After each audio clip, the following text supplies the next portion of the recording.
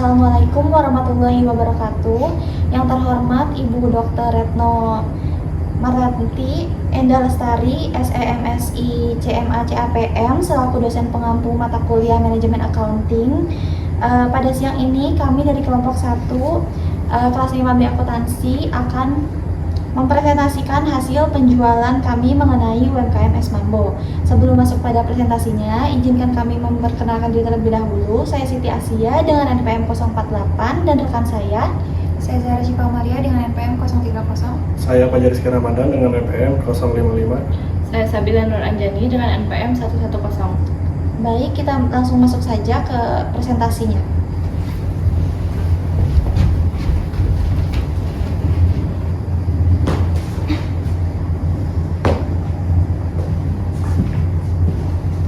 Baik, yang pertama ini ada profil serta visi misi dari UMKM.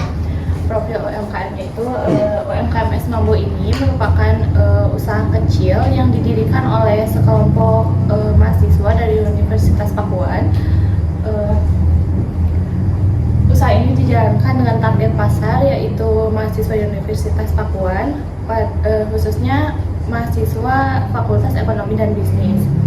Produk yang ditawarkannya itu berupa es mambo dengan harga yang terjangkau dan dengan berbagai varian rasa. UMKM ini memiliki visi yaitu menjadi usaha kecil yang berkembang, dipercaya pelanggan, lalu mampu menghasilkan produk berkualitas secara berkelanjutan. Adapun beberapa misi dari UMKM ini yaitu menghasilkan produk yang berkualitas, lalu melayani pelanggan dengan ramah dan jujur, juga mengelola usaha secara sederhana namun tetap tertib, dan mengembangkan usaha secara bertahap melalui inovasi dan pemasaran yang efektif. Baik, yang selanjutnya akan dijelaskan oleh rekan saya Asia. Oke, di slide selanjutnya ada analisis SWOT-nya.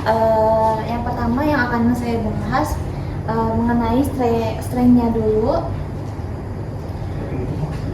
Jadi kekuatan dari Es Mambo ini, dia memiliki harga yang relatif murah dan sangat terjangkau untuk mahasiswa. Selain itu, di sekitar kampus masih belum ada pesaing Es Mambo Glaze ini, sehingga konsumen akan lebih banyak membeli ke UMKM kita. Lalu juga kepercayaan dari lingkungan, pertemanan, kampus juga sangat membantu pemasaran ini secara alami. Selanjutnya ada weakness atau kelemahan dari UMKM ini. Yang pertama, produk kami itu masih mudah ditiru karena proses pembuatannya tuh sangat gampang dan banyak di platform TikTok. Saya itu juga es mambo ini cepat mencair sehingga kita susah mempertahankan tekstur kebekuan si es mambonya. Selama kita melakukan penjualan kemarin, kita hanya mengandalkan termos es dan itu pun hanya bertahan beberapa jam. Tekstur bekunya juga tidak sebeku di kulkas. Itu juga berpotensi menimbulkan kebosanan jika variasi rasanya terbatas. Selama kami membuat es mambo sendiri, sangat sulit mendapatkan varian rasa glaze-nya karena di tempat kami belanja itu masih belum banyak. Masih rasanya itu masih yang basic gitu kayak coklat atau strawberry. Lalu selanjutnya ada opportunities atau peluang. Jadi jika kami bisa mengembangkan varian rasa tren dengan sangat kreatif dan inovatif, maka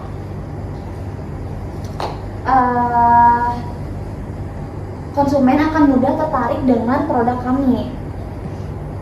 Tentunya tanpa menaikkan harga yang sudah tertera. Yang analisis terakhir yaitu ada threats. Jadi threats ini merupakan ancaman dari UMKM Es Mambo ini. Yang ancaman yang pertama itu karena kita tinggal di Bogor, cuacanya tuh yang tidak terlalu menentu dan Bogor itu cenderung hujan. otomatis konsumen tidak terlalu tertarik jika cuacanya dingin. Lalu ada kenaikan harga bahan baku, ini menjadi ancaman paling serius bagi kami karena kami harus mempertahankan harga es mambonya, tapi juga bahan bakunya sekarang lumayan mahal. Lalu potensi munculnya pesaing baru di lingkungan kampus juga sangat besar karena seperti yang sudah tadi saya bilang bahwa pembuatan produk es mambo ini sangat mudah dan tutorialnya tuh gampang diakses. Next.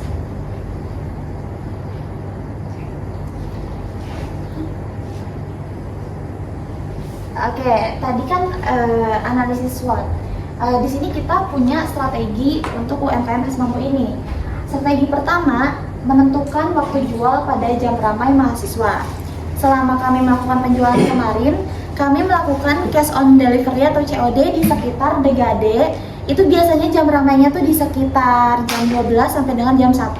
Jadi pas isomah, biasanya ramai mahasiswa di sekitar Degade.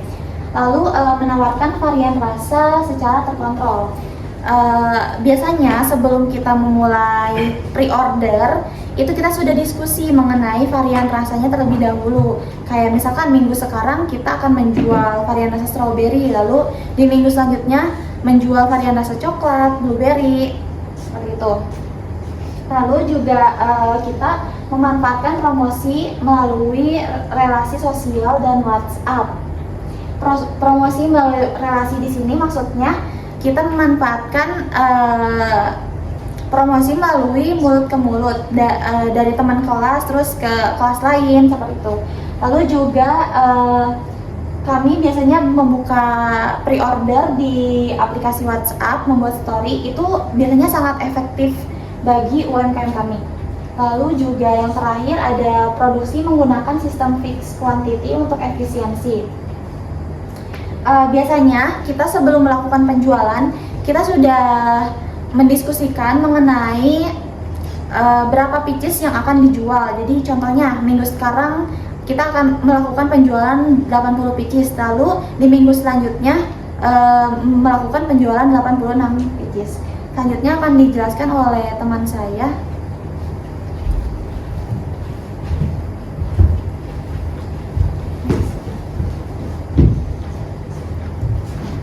Baik teman-teman, di sini saya akan menjelaskan penerapan balance scorecard dalam kinerja usaha kami. Dalam balance scorecard itu sendiri ada 4 perspektif utama. Yang pertama ada dari perspektif keuangan. Dalam perspektif keuangan ada 4 indikator utama. Yang pertama itu ada laba bersih, lalu yang kedua ada ROI atau Return on Investment, selanjutnya ada margin keuntungan, dan yang terakhir ada arus kas operasi. Nah, untuk yang pertama hasilnya itu menunjukkan total laba bersih sebesar Rp231.522. Angka tersebut didapatkan dari hasil penjumlahan laba rugi selama 4 periode kami berjualan. Lalu untuk ROI-nya itu sendiri bisa dilihat di sini perhitungannya, di mana terdapat rumus total laba bersih dibagi modal awal dikali 100%. Maka ROI yang kami dapatkan itu sebesar 92,61%. Begitu juga dengan margin keuntungannya. Bisa dilihat di sini perhitungannya, di mana rumusnya itu adalah total laba bersih dibagi total penjualan dikali 100%. Maka margin keuntungan yang kami capai itu sebesar 31,18%. Nah, dari ketiga indikator tersebut dapat kami simpulkan bahwa arus kas operasi berjalan efisien dan juga menguntungkan. Nah, yang untuk selanjutnya itu dari perspektif pelanggan. Kinerjanya ini diukur melalui beberapa hal. Yang pertama itu dari tingkat kepuasan pelanggan, lalu dari retensi pelanggan, selanjutnya dari net promoter score, dan yang terakhir pertumbuhan pangsa pasar lokal. Nah, jadi dari selama 2 bulan kami berjualan dapat kami simpulkan bahwa lebih dari 50% pelanggan melakukan pembelian ulang. Terus penjualan juga meningkat dari segi kuantitasnya. Hal tersebut menunjukkan adanya loyalitas dan kepercayaan konsumen terhadap usaha kami. Next. Baik, selanjutnya itu dari perspektif proses internal. Perspektif ini juga ada 4 indikator utamanya. Yang pertama itu ada waktu produksi, lalu tingkat cacat produk, selanjutnya ada efisiensi operasional, dan yang terakhir ada inovasi produk. Nah, dalam proses produksinya itu bisa dibilang tergolong cepat. Hal tersebut dikarenakan memang cara pembuatan es mambo yang sangat sederhana, lalu tingkat cacat produk juga yang masih berada di tahap yang wajar, nanti akan dijelaskan lebih lanjut oleh rekan saya Fajar, dan inovasi yang terus dilakukan dalam hal pemilihan rasa. Dan untuk yang terakhir, berada di perspektif pembelajaran dan pertumbuhan, di mana fokus utamanya itu dilihat dari keterlibatan anggota selama proses berjualan. Terus proses usaha tersebut memberikan pengalaman langsung dalam berwirausaha. Kami juga melakukan pemanfaatan teknologi seperti penggunaan aplikasi WA sebagai wadah untuk berpromosi. Dan yang terakhir, kita selalu melakukan evaluasi agar kualitas terus meningkat. Selanjutnya akan disampaikan oleh rekan saya Fajar.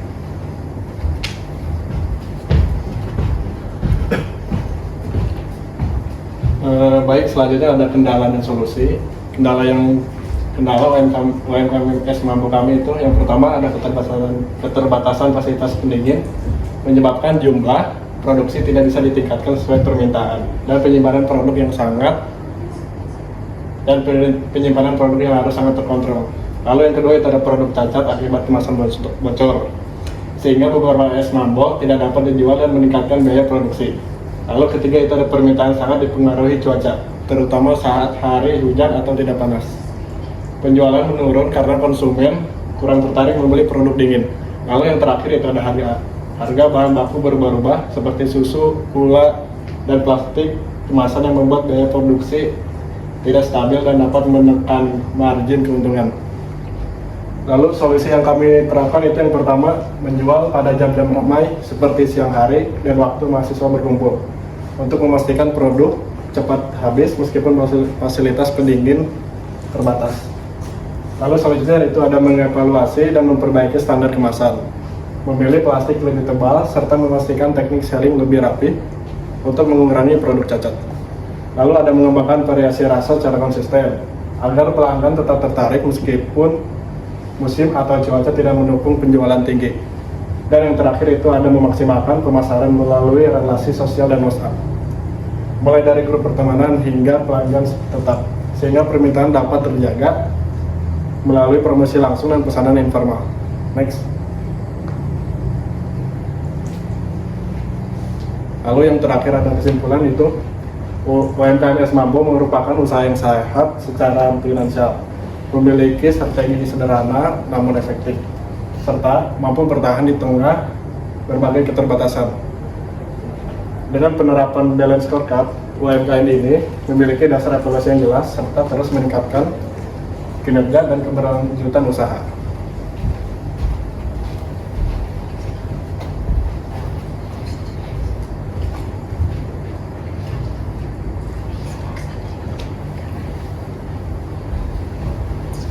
Baik, karena presentasinya sudah selesai, kurang lebihnya mohon maaf. Wassalamualaikum warahmatullahi wabarakatuh.